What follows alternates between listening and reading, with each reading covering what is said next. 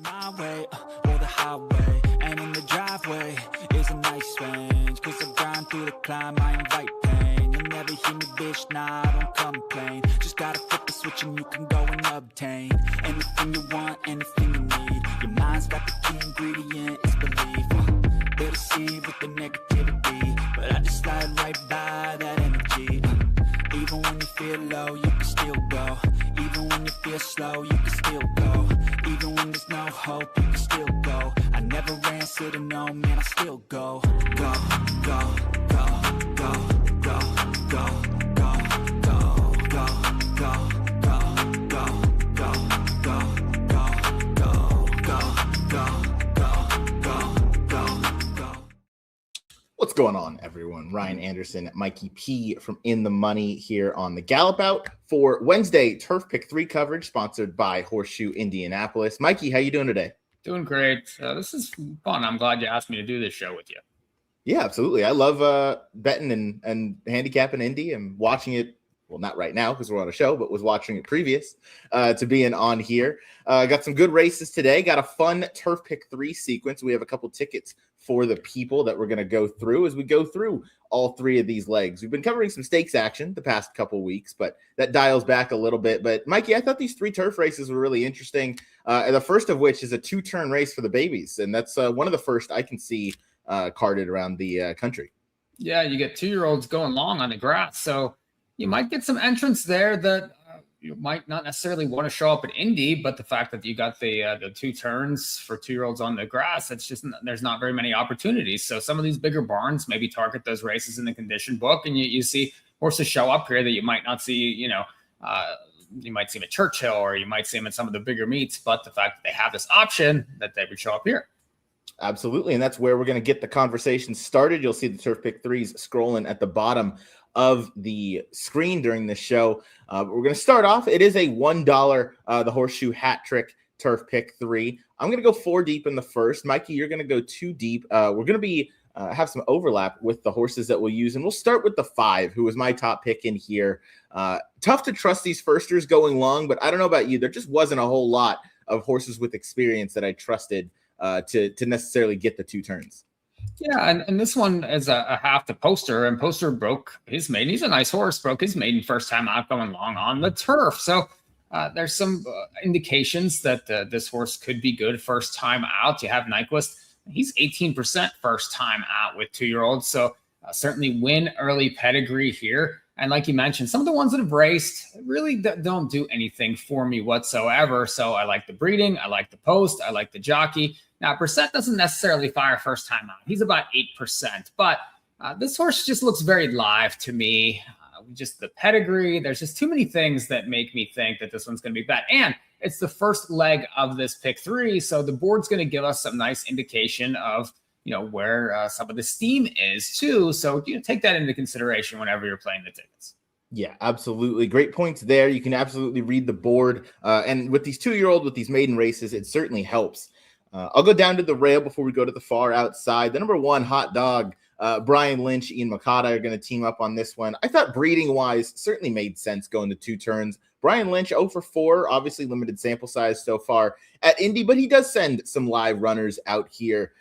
He can send out a first-time starter every now and then to get the job done going 2 turns. I know it says turf sprints on the bottom stat there because I guess technically it's under a mile, but with the 2-turn configuration here going the 7.5, I thought Hot Dog at least drew well from the inside. And again, I don't really trust a whole lot of the horses with experience in here. I think the board's going to tell a story though on a horse like the 1. Moving to the outside, Mike, I'll throw it back your way for Agate or a gate for Kelsey Danner and Adam Beschizza. Yeah, real quick on the 1, just sort of backtrack on you, Ryan. But that one was working with a couple of other Lynch 2-year-olds. One was that the one was one of the babies out of Flightline that came and raced over the weekend. Didn't win, but raced pretty well. And then another one was a winner first time out. But this one was outworked by both of them, and then shows up at Indy here. Draws the rail first time out. So just something to think about with that one. And that's ultimately why I left her off my tickets. But as far as the 8 goes, a Gates, 3-1 morning line, it's Kelsey Danner.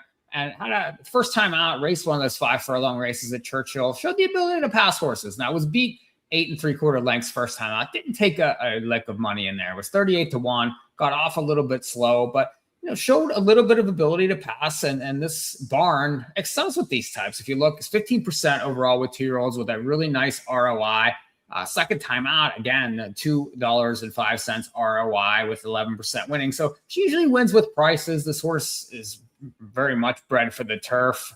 I do like the post here. I like the fact that this horse has a start. I would think is going to take some money in here. And I think the 2 turns should suit this one very well. So just a lot of good indications for me that I want to have this horse on tickets, because I do think second time out is definitely going to improve. Yeah, I certainly agree. Second time starter. That was a 5 furlongs at Churchill Downs versus a good field of those first time starting maidens. So I do think that, one, this is probably a tad bit of class relief from the type of horses that you'll see out there. And then 2, second time starting, getting to go 2 turns after not breaking the sharpest, I think is going to be a positive. Only last one to add in is number 7, Chasing the Sun, Santo Sandra for Ray Hernandez. I love the Maxfields so far. He can do a little bit of everything. I probably prefer them on the main track, but I do think experience is going to help this one a little bit. Seem to kind of run in place, so maybe 2 turns going to be a little bit of a positive for the number 7, Chasing the Sun. But I decided to go 4 deep to start the turf pick 3 here. Mikey going 2 deep with the 5-8. I'm going 1, 5, 7, 8. Move on to race number 7, which is going to be the second leg of this sequence. Mikey, you're going 3 deep. You're going to go 1, 2, 5. I'm using the 5 and the 6. We'll start with you down on the rail, Oscar D, who broke his maiden in open company back in last September. Yeah, and this one got a couple starts on the grass as a 2-year-old. Raced pretty well. First time on it, definitely improved. And a second time over the turf, stretched out to a mile, was able to win nicely. Now you add Lasix here. I'm not a huge fan of adding Lasix off a win, but going from 2 to 3, that's natural. The 2-year-olds are not allowed to have Lasix. So now that this one turns 3, is able to get Lasix. You draw the inside. I just think that this horse has, nice races over this turf course. I like the draw. And I'm not a huge fan of many of the others in this race. Now, this trainer in this barn doesn't necessarily fire off the bench, and that is a little bit of a concern. But just the form on this one was in the 8-1 morning line price. I think this one will play very well in pick 3s. And this race, I do think, is a little bit wide open. So I'm willing to take a couple prices. I like it. I mean, I gave this one a strong look just because finished that fall season as a 2-year-old so well with that impressive win. I mean, daylighted the rest of that field. Versed just came back to run earlier today over the main track, but still ran well versus open allowance horses. Pied Piper, who you can see in the run lines, was a next out winner. 2 back faced the next out winner. So has definitely kept some good company in those open ranks. And the main question for me is, is this horse ready to go first up off the bench? But if he is, hopefully 8-1 is the price that you get, because that's certainly a good one. Next one, Scenic Justice on your tickets, Mikey. This is one that closed into a pretty slow pace behind a wire-to-wire winner last out. Yeah, I thought this horse raced very well off the bench and had a little bit of trouble in there. The trip was definitely not easy. You see hopped at the start and then was rallying down the stretch, sort of had to alter course. I do think was one of the better horses in coming out of that June the 4th race. And there's several in here that were raced in that spot. With 4 horses come back. And I just think that this one was the best of those. Now, second back off the bench. And, you have 3 turf wins on the card. It's made over 100,000 on the grass. So that's where this horse wants to be. I know that there's, some 5 claimer lines. There's some things in there that make you think, okay, maybe they've given up on this horse. But, this is a good spot. I like the returning form. And it's just another one that fits in a race that I really don't have a huge handle on. Yeah, it's tough to get a grasp on a race like this.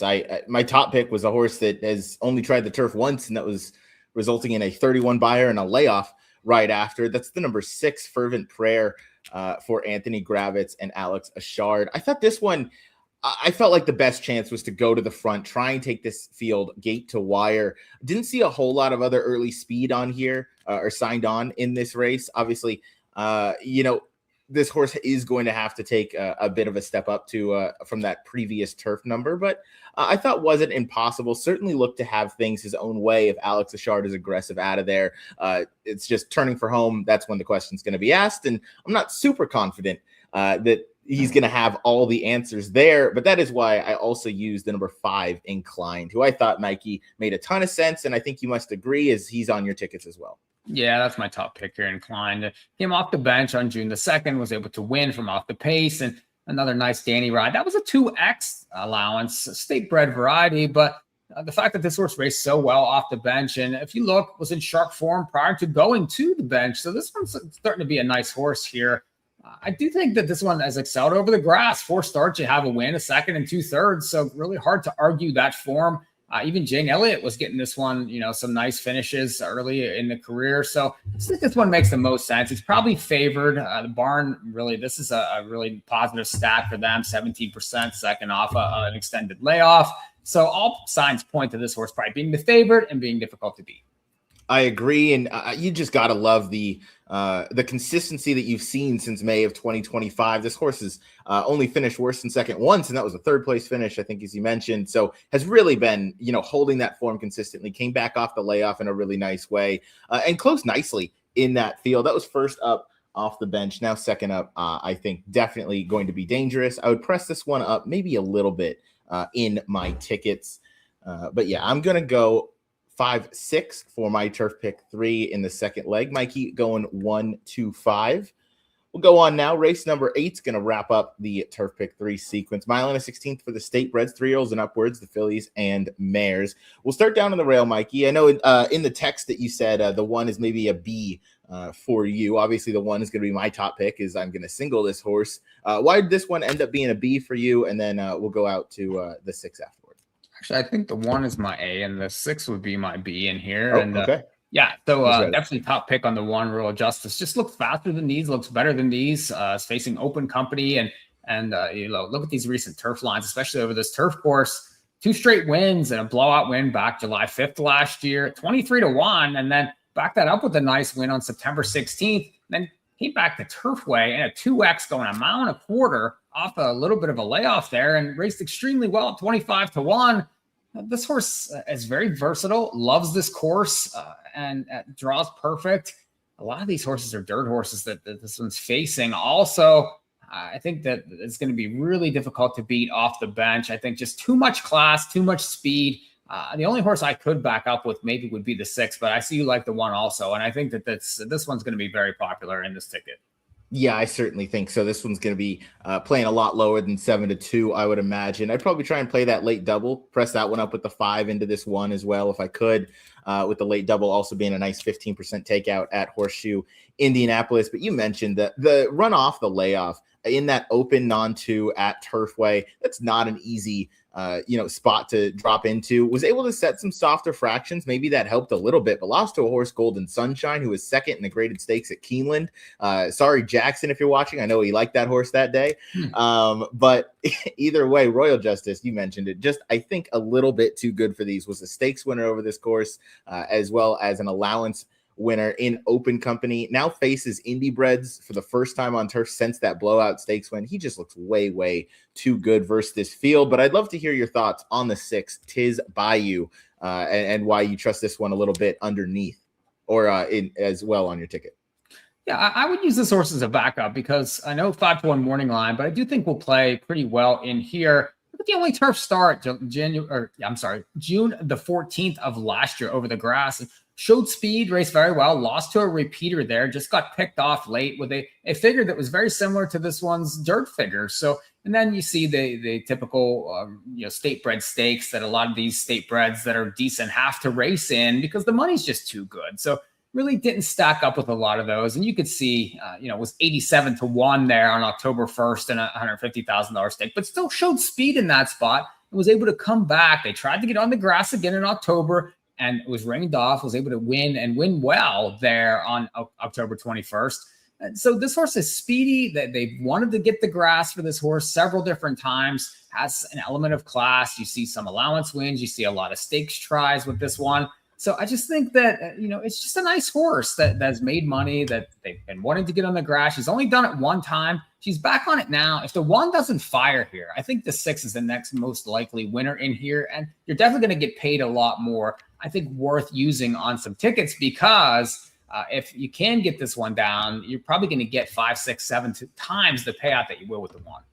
Yeah, those are excellent points that you brought up, and you might even talk me into this horse a little bit as a backup for some of these Turf Pick 3 tickets, because you're right, they've tried to get this horse on the turf. Looks like 4 total times just on the page, and only succeeded once in those times. That resulted in a good second place finish over a good listed course that day. So maybe this was one I got to give a little bit of a closer look to. And Mike, you got to love the pace advantage this one would appear to have, is he's going to have the jump, or she rather is going to have the jump on your likely favorite down on the rail.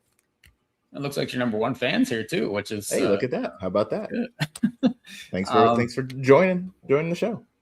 Yeah, definitely a pace edge for this one. And you know that she fires out every time. And that's another reason to like her. And you know, a horse to fade. I know we're not really talking about this one, but the 7 Louder Than Words should take a fair amount of money in this race and does have 3 turf wins. But you look recently, this one's turf tries aren't nearly as good as the dirt ones. And I'm comfortable fading this one, even though it has some class. It always seems to be around it. It's just those last several turf lines. I'm just not really, I think that maybe this one is just a little bit better on the dirt. Yeah, I think I would tend to agree with you, and seems to just not have that same effect on the grass, or that she did going back to Tampa of last year in those open $100,000 when losing to horses like Ozara and whatnot. She didn't seem to transfer that to Indy. So I like that. That's a good favorite to beat. Gallop Out number 1 troll here, Chris Couples. Thanks for joining the program as well. Even if it was just towards the end, because Mikey, that's the Turf Pick 3 sequence wrapped up for us. One more time through the tickets. I'm going 1, 5, 7, 8 in that first leg, followed by the 5, 6, and then going to wrap things up with a single of the 1. Mikey going 5, 8, then going 3 deep with the 1, 2, 5, followed by 1, 6 in the last. So Mikey, thank you for joining me. I enjoy having you on with these shows, and Horseshoe Indy is always a fun one to handicap and bet. Absolutely, and love these grass races too at Indy. You get big fields, and these Turf Pick 3s are an opportunity to make some money. So get in on these, because when these tracks offer these bets, I think you need to support them so they continue them. So that's always a good reason to play. Absolutely. Keep in mind the late pick 3, the late double, and the Turf Pick 3, all player friendly, 15% takeout. Thanks to our friends at Horseshoe Indianapolis for giving us a chance to talk about these sequences every week. We're going to continue that on next week as we dive into more fun action. Of course, Indiana Derby will be here before we know it. For Mikee P, I'm Ryan Anderson. It's been the Horseshoe Indy edition of the Gallop Out. Thanks for tuning in, and we'll see you for the next one.